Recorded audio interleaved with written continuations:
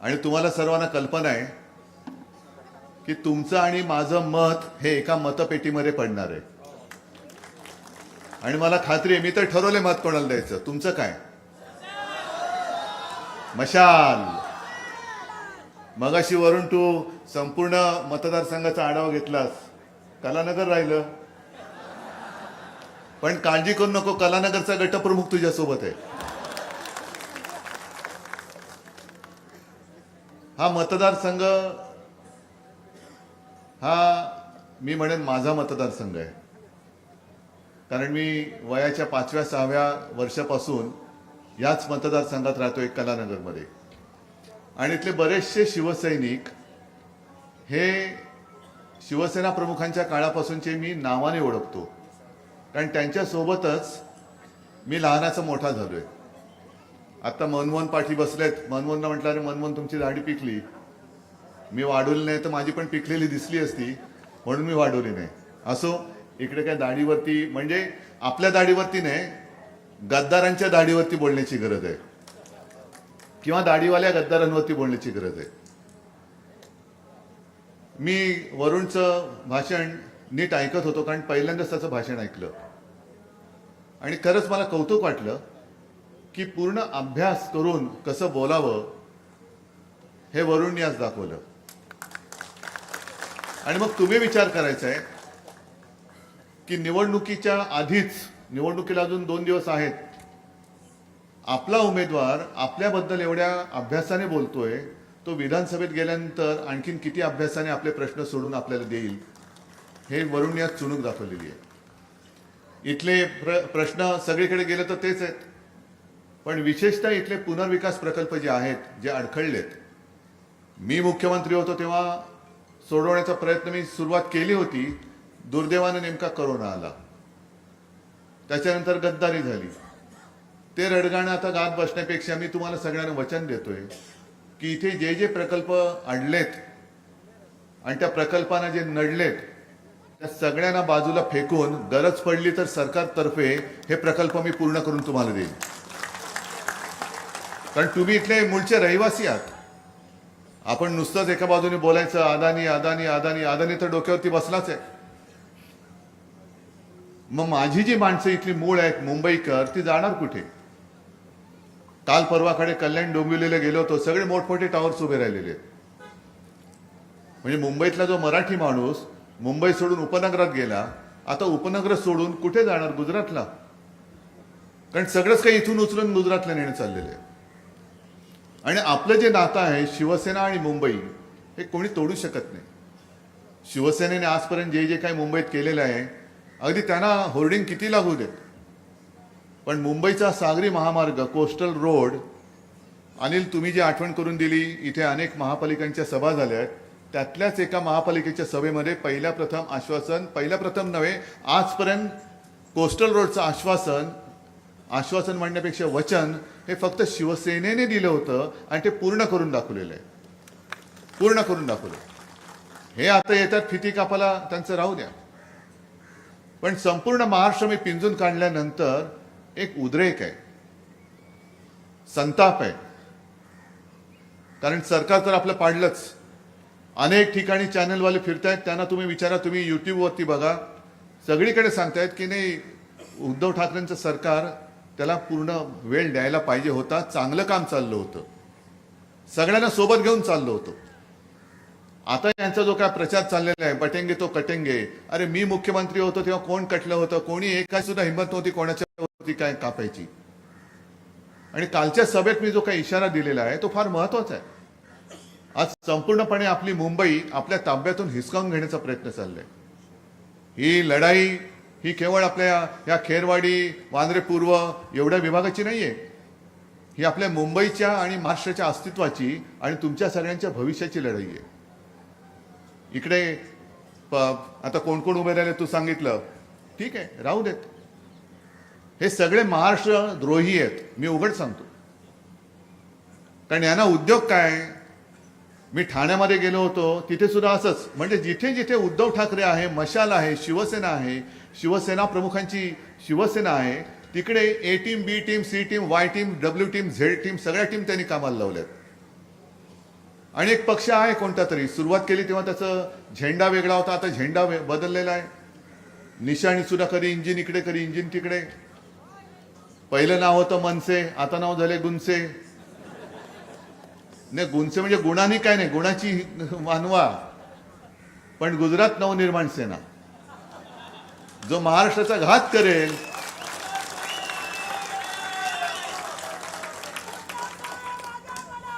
जो कोणी महाराष्ट्राचा घात करेल त्याला गुनसे साथ देणार, हे त्यांनी ठरवलेलंच आहे.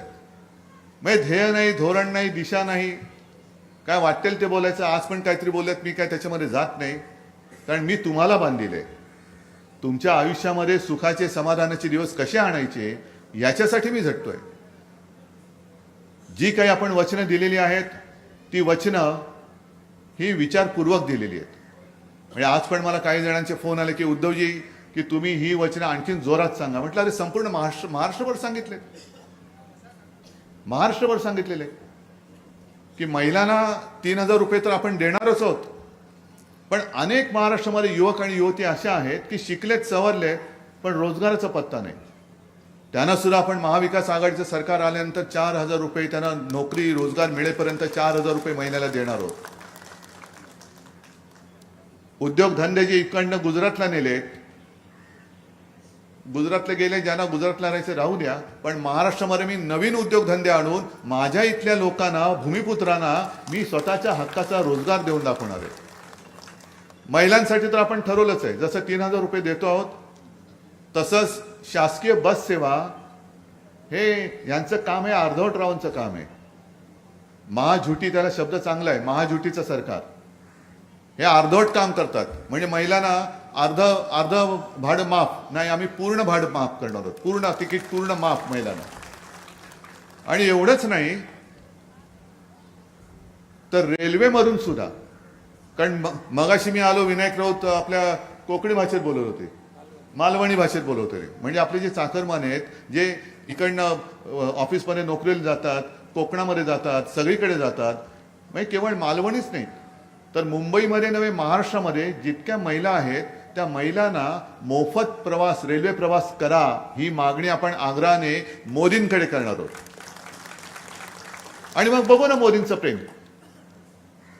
खरंच त्यांच्या बहिणी लाडक्या असतील तर मोदीजी, तुम्ही माझ्या इथल्या महाराष्ट्रातल्या महिलांना देशभर करू शकला तर आनंद आहे, पण किमान माझ्या महाराष्ट्रातल्या महिलांना मुंबईमध्ये आणि महाराष्ट्रभर रेल्वे प्रवास मोफत करून दाखवा, तर आम्ही मानू की तुमचं खरोखर बहिणीवरती प्रेम आहे. नाहीतर बहिणी एका बाजूला सुरक्षितता कुठेतरी गेलेली आहे. अमित शहा काल पळाले, कारण सभेला गर्दीच जमत नाही. मोदी सुद्धा परवा शिवाजी पार्कवरती आले आणि रिकाम्या खुर्च्यांशी संवाद करून गेले. भाई और बहनो, कोणीच नाही, सगळे रिकाम पडले, रिकाम. म्हणजे सगळे ओसाड पाटील की, ओसाड गावची पाटील की. आणि अमित शहाना गर्दी जमत नाही. मग त्यांना कळलंय मणिपूर जळते, आणि मग मणिपूरचं कारण देऊन हे पळून गेले सभा रद्द करून. पण अमित शहा आणि नरेंद्र मोदी जेव्हा इथे प्रचाराला फिरत होते त्याच वेळेला मणिपूरमध्ये सुद्धा महिलांवरती अत्याचार होतच होते, बातम्या येत नव्हत्या.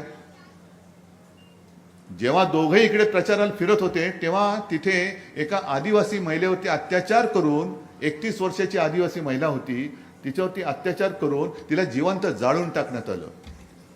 आणि इकडे मतं मागत होते. काय कशाचा कशाला पत्ता नाही. हिंदू मुसलमान वाद करायचा आहेत ना आज सगळे. मी तर म्हणेन आपलं हिंदुत्व काय आहे हे आता कळल्यामुळे सगळे मुसलमान हे आपल्यासोबत आलेले आहेत. मी परवा कुठल्या सभेत होतो, तिकडे एका ख्रिश्चन धर्मगुरू आले आणि त्यांनी मला पाठिंब्याचं पत्र दिलं. बौद्ध समाज आपल्यासोबत आलेला आहे, पारसी समाज आपल्यासोबत आलेला आहे.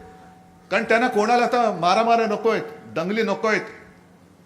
किती काळ करायचं, किती आयुष्य त्याच्यात फुकट घालवायचं. सगळे एकत्र होऊन जर का आपली ताकद दाखवली आणि केवळ आपण एकत्र आलो तर फक्त बांद्रे पूर्वच नाही तर आपला महाराष्ट्र हा देशातला नव्हे जगातला सगळ्यात उत्तम राज्य म्हणून प्रसिद्धी चालल्याशिवाय राहणार नाही. आणि एकजूट केली तर आपण हे करू शकतो. कोरोना काळामध्ये सुद्धा तुम्ही सगळ्यांनी जे सहकार्य केलं, राज्यामध्ये जे जे आपण केलं होतं, मला नाही आठवत देशामध्ये कुठल्या राज्याने असं केलं होतं. आणि जेव्हा गंगेमध्ये प्रेतं वाहत होती, उत्तर प्रदेशमध्ये सार्वजनिक चिता पेटल्या होत्या, गुजरातमध्ये सार्वजनिक चिता पेटल्या होत्या, तेव्हा महाराष्ट्रामध्ये अशी कोणतीही दुर्घटना किंवा अशी परिस्थिती उद्भवली नव्हती. याचं कारण केवळ आणि केवळ तुम्ही केलेलं सहकार्य, बाकी काही नाही. पण प्रशासन कुठे होतं? आज इतर राज्यातनं आपल्याकडे सगळे येत आहेत. अगदी काल मी माझ्या सभेत बोललो, ही दक्षता जरा घ्या अनिल, ही दक्षता विनायक, ही दक्षता वरुण, ही दक्षता घ्या. कारण पंकजा मुंडे बोललेत काल की भाजपचं लय भारीच असतं म्हणे, काय वेगळंच असतं. गुजरातमधून 90,000 लोक हे महाराष्ट्रामध्ये आपल्यावरती देखरेख करायला बोलवलेत त्यांनी. 90,000 कुठे राहत आहेत, काय करतायत, कोणालाच माहित नाही. पण इतर राज्यातनं जेव्हा तुम्ही लोक आणून आमच्या डोक्यावरती बोकांडी बसवतात, याचा अर्थ तुमचा हेतू साफ नाहीये. तुम्हाला महाराष्ट्राचं कल्याण करण्यासाठी तुम्ही आलेले नाहीत, तर महाराष्ट्र बळकवण्यासाठी, होय माझी मुंबई ही माझ्या महाराष्ट्रापासून तोडण्यासाठी तुम्ही आला आहात. हा माझा स्पष्ट आरोप आहे त्यांच्यावरती. द्या उत्तर त्यांनी. काय इथे काय भाजपवाले नाहीयेत, इथे काय संघवाले नाहीयेत, मग त्यांच्यावरती विश्वास नाही म्हणून गुजरातमधनं तुम्ही माणसं आणताय आणि आमच्यामध्ये मारामाऱ्या लावताय. ही परिस्थिती आजपर्यंत कधीही महाराष्ट्रात आलेली नव्हती. आपली लोक म्हणजे कसं की ठीक आहे, तुम्ही तुमचा प्रचार करा, आम्ही आमचा प्रचार करतो, जे काय असेल ते जनता ठरवेल, ते आम्हाला मान्य आहे. याला म्हणतात लोकशाही. पण आता लोकशाहीच जर काही खून पाडायला करायला निघाले असतील तर यांच्याकडनं दुसरी अपेक्षा करायची कशी? आणि त्याचसाठी ही जबाबदारी तुम्ही करायची आता. कारण आता 5 वाजल्यापासून आमची तोंड बंद होणार. पण जे आम्ही तळमळीने सांगितलंय, मला अनेक जण विचारतात कधी कधी की उद्धवची तब्येत कशी आहे. म्हटलं माझी तब्येत सोडा, मला महाराष्ट्राच्या तब्येतीची काळजी आहे. माझा महाराष्ट्र सुदृढ राहायला पाहिजे. माझं जे व्हायचं असेल ते तुमच्यासाठी होईल, मला त्याची पर्वा नाही, मला त्याची चिंता नाही. पण जोपर्यंत शेवटचा श्वास आहे तोपर्यंत मी तुमच्यासाठी आहे, मी तुमच्यासाठी लढेन. आणि तळमळीने मी तुम्हाला सांगतोय की या वेळेला चुकू नका. गेल्या वेळेला मतांमध्ये जी विभागणी झाली, या वेळेला जर का मत फुटलं तर नशीब फुटेल आणि पुन्हा हे सगळे उपरे आपल्या डोक्यावरती बसतील. मी मला सांगायचं ते केलेलं आहे. आता जबाबदारी तुमची आहे. तुम्ही जर काही ठरवलात, आणि मी म्हणतोय अख्ख्या महाराष्ट्राने ठरवलं पाहिजे, ह्या चॅनलच्या माध्यमातून अख्खा महाराष्ट्र जर का माझं भाषण बघत असेल तर मी संपूर्ण महाराष्ट्राला परत हात जोडून विनंती करतोय की आता 5 वाजल्यापासून आम्ही प्रचार करू शकत नाही, पण आता तुमचं काम सुरू होतंय. आता तुमचं काम सुरू होतंय. आता तुम्ही ठरवायचंय की आपलं कोण आणि आपला शत्रू कोण, हे तुम्ही ठरवायचंय. महाराष्ट्राला दिशा तुम्ही जर का शक्ती दिली तर आम्ही देऊ शकतो, पण महाराष्ट्राला दिशा देण्याचं काम कोणाच्या हातात द्यायचं हे काम तुम्ही करायचंय. तुम्हाला महाराष्ट्र हा अंधाराकडे न्यायचा आहे. तुमचं आणि तुमच्या मुलाबाळांचं आयुष्य जर काळोखात न्यायचं असेल तर द्या महाझुटीला मत द्या. आणि त्यांच्या जे काही बगलबच्चे आहेत, मग कोण अपक्ष उभं राहिले असेल, कोण गुंचे उभं राहिले असेल, आणखीन कोण राहिलं असेल, त्यांना मत द्या. पण जर का तुमच्या आयुष्यात प्रकाश आणायचा असेल, भविष्य उज्ज्वल करायचं असेल तर फक्त आणि फक्त मशाल, या मशालीशिवाय दुसरा पर्याय नाही. आणि म्हणूनच या विभागामध्ये मशाल आहे. पूर्ण महाराष्ट्रामध्ये जिथे जिथे मशाल असेल तिथे मशाल, जिथे जिथे काँग्रेसचा हात असेल तिथे काँग्रेसचा हात, आणि जिथे जिथे राष्ट्रवादीची तुतारी असेल तिथे तुतारी. चौथं चिन्ह येता कामा नये म्हणजे नये. या 3 पेक्षा चौथं चिन्ह कोणतंही आलं तरी ते महाराष्ट्र घातक्यांचं असणार आहे. म्हणून कृपा करून एकच विनंती करतो, चौथ्या चिन्हावरती बटन दाबायचं नाही. दुसरा म्हणजे आपल्याचा नंबर इकडे 4 आहे, पण मी एकूण चिन्ह सांगतोय.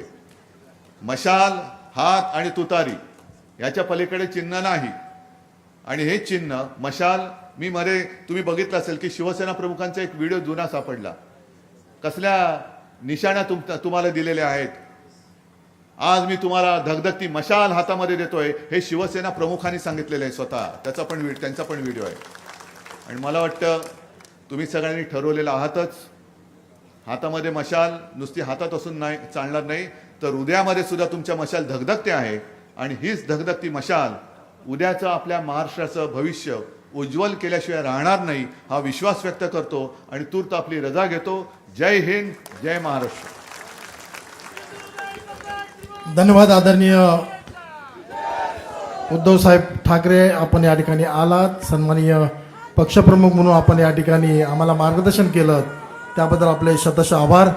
त्याचबरोबर राष्ट्रीय स्वराज्य सेना